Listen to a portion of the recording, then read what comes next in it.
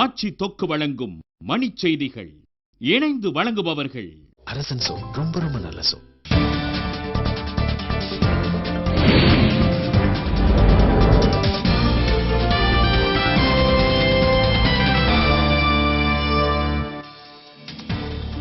இலங்கை அரசுக்கு எதிரான தீர்மானம் ஐரோப்பிய நாடாளுமன்றத்தில் இன்று இரவு தாக்கல் செய்ய வாய்ப்பு.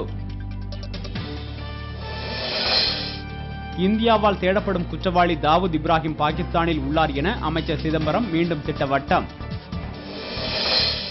நடப்பு நிதியாண்டில் எண்ணெய் நிறுவனங்களுக்கு 2000 கோடி ரூபாய் மானியம் வழங்கப்பட்டுள்ளதாக நடுவண் அரசு அறிவிப்பு.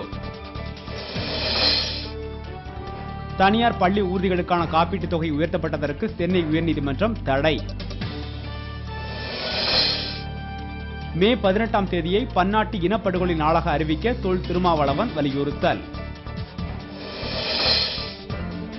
வாக்கு எண்ணிக்கை முடியும் வரை பார்வையாளர்களின் பணி நீடிக்கும் என தேர்தல் ஆணையம் அறிவிப்பு. ராஜஸ்தானில் காவல் உதவி ஆய்வாளரிடம் 60,000 ரூபாய் கையூட்டு பெற்ற உள்துறை கூடுதல் செயலாளர் கைது.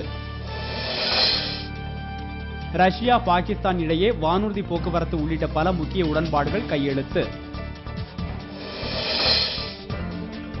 உகாண்டாவின் புதிய அதிபராக முசேவேனி பதவியேற்பு, கோலாகல கொண்டாட்டம்.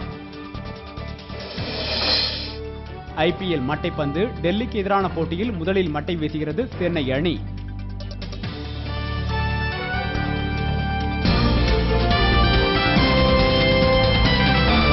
மண் செய்திகள் வழங்கியவர்கள் ஆட்சியில் இப்போது 10 விதமான சுவைகளில் தொக்கு வகைகள். இணைந்து வழங்கியவர்கள் அரசன் சோ. ரொம்ப ரொம்ப நல்ல சோ.